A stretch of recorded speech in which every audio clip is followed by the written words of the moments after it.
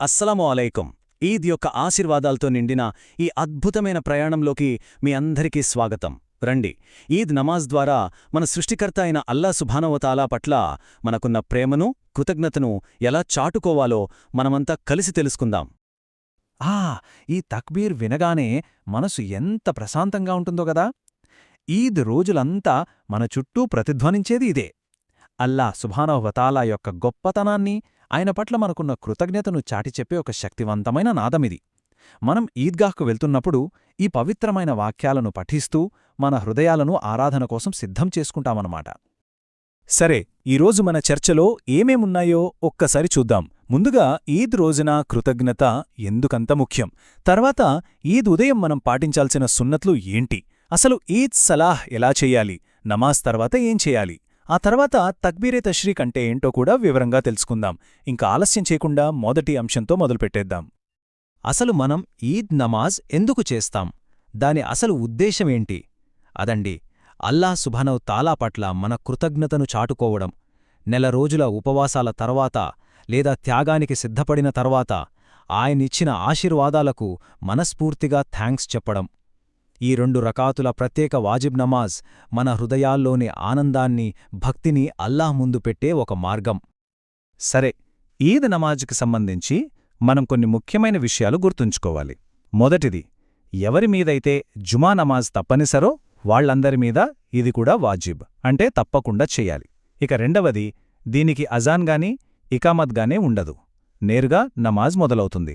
ఇక సమయం విషయానికొస్తే సూర్యోదయమైన ఒక 20 నిమిషాల తర్వాత మొదలై జవాల్ సమయం అంటే మధ్యాహ్నం వరకు చేసుకోవచ్చు.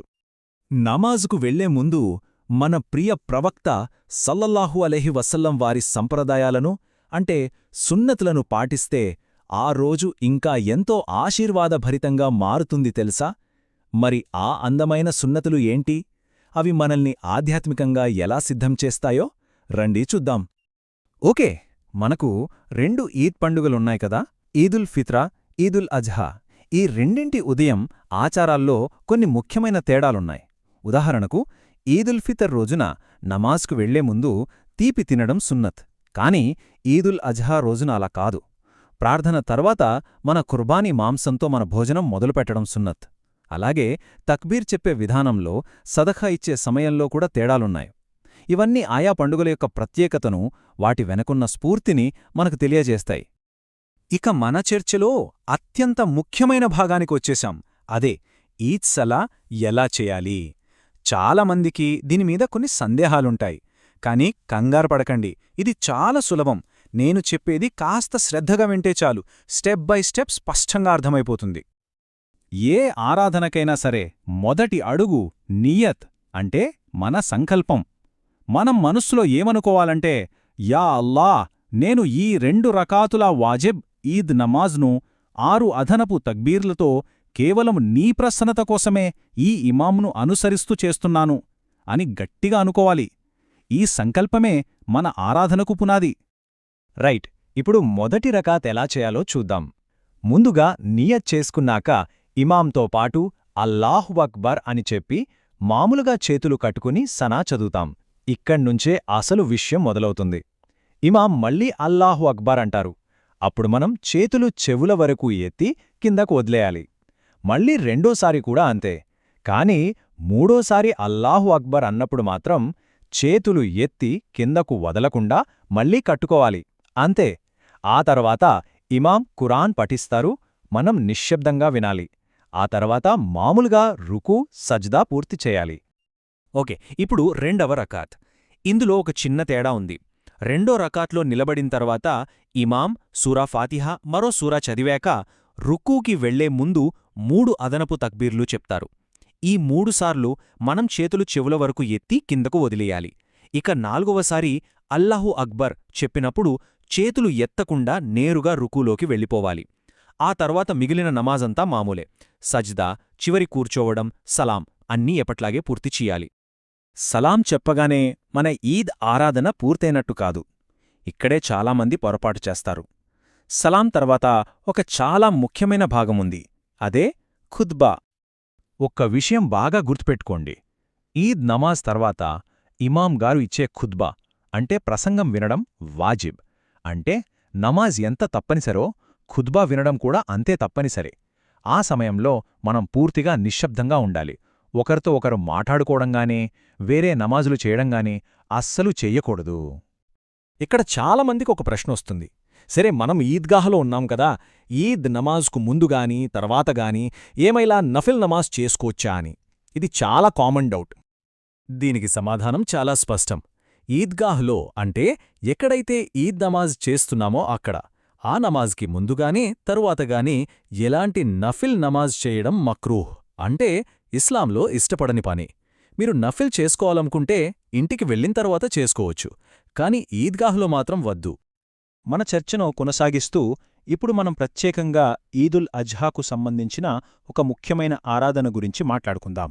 అదే తక్బీరే తష్రీక్. ఆ పవిత్రమైన రోజుల్లో దీనిని పఠించడం చాలా చాలా ముఖ్యం. మళ్ళీ ఒకసారి ఈ అద్భుతమైన వాక్యాలను గుర్తుచేసుకుందాం. అల్లాహు అక్బర్, అల్లాహు అక్బర్. ఈ ప్రశంసను ప్రత్యేకంగా ఈదుల్ అజ్హా రోజుల్లో పఠించేదాన్ని తక్బీరే తష్రీక్ అంటారు. దీన్ని చల్లడం వల్ల అపారమైన పుణ్యం లభిస్తుంది. అయితే ఈ తక్బీర్ను ఎప్పుడు పడితే అప్పుడు చదవకూడదు. దీనికొక నిర్దిష్ట సమయముంది. ఇది ఎప్పుడు మొదలవుతుందంటే జిల్ హిజ్జా 9వ తారీఖు ఫజర్ నమాజ్ తర్వాత. మరి ఎప్పుడు ముగుస్తుందంటే జిల్ హిజ్జా 13వ తారీఖు అసర్ నమాజ్ తర్వాత. అంటే ఈ 5 రోజుల్లో మొత్తం 23 ఫర్జ్ నమాజుల తర్వాత దీన్ని తప్పకుండా చదవాలి. దీని నియమాలు కూడా చాలా సింపుల్. ప్రతి ఫర్జ్ నమాజ్ పూర్తి కాగానే సలాం చెప్పిన వెంటనే ఒక్కసారి చదవాలి. ఇది వాజిబ్, అంటే తప్పనిసరి. పురుషులు కాస్త బిగ్గరగా చదవాలి, స్త్రీలు మాత్రం నెమ్మదిగా చదువుకోవాలి. ఇక్కడొక ముఖ్యమైన గమనిక. ఒకవేళ ఇమాంగారు చదవడం మర్చిపోయినా సరే జమాతులో ఉన్న మనమందరం తప్పకుండా చదవాలి. చూశారు కదా, ఈదంటే కేవలం కొత్త బట్టలు వేసుకోవడం, రుచికరమైన భోజనం చేయడం మాత్రమే కాదు. అదొక గంభీరమైన ఆరాధన. అల్లాహ్ పట్ల మన కృతజ్ఞత, మనందరి మధ్య ఉన్న ఐక్యత, మన భక్తి, వీటన్నింటికీ అదొక ప్రతీక. ఈ పవిత్రమైన ఈద్ ఆశీర్వాదాలు మనందరి హృదయాలను, మన ఇళ్లను శాంతితో, సంతోషంతో నింపాలని మనస్ఫూర్తిగా దువా చేస్తున్నాను. ఈద్ నమాజ్కు సంబంధించిన ఈ ముఖ్యమైన సమాచారాన్ని ఇతరులతో కూడా పంచుకోండి. ఎందుకంటే మంచి జ్ఞానాన్ని పంచడం కూడా ఒక సత్కార్యమే. ఇలాంటి మరిన్ని విషయాలు తెలుసుకోవడానికి, మా ఈ ప్రయత్నాన్ని ఆదరించడానికి సబ్స్క్రైబ్ చేసుకోండి. ఈ సమాచారం నచ్చితే లైక్ చేయండి. మీ అభిప్రాయాలను కామెంట్స్ రూపంలో మాకు తెలియజేయండి. మీ అందరికీ ఈద్ ముబారక్. क्या आप भी बिना चेहरा दिखाए देन की वीडियोस के जरिए हलाल पैसा कमाना चाहते हैं? बस एक आइडिया सोचिए और इमेजिन कीजिए, बाकी काम एआई टेक्नोलॉजी खुद करेगी। हम लाए हैं वो टूल्स जो आपके इस्लामिक वीडियोस को प्रोफेशनल बनाएंगे, चुटकियों में। खुद को मोटिवेट करें और आज ही अपना चैनल क्रिएट करिए। घर बैठे शान से पैसे कमाएं।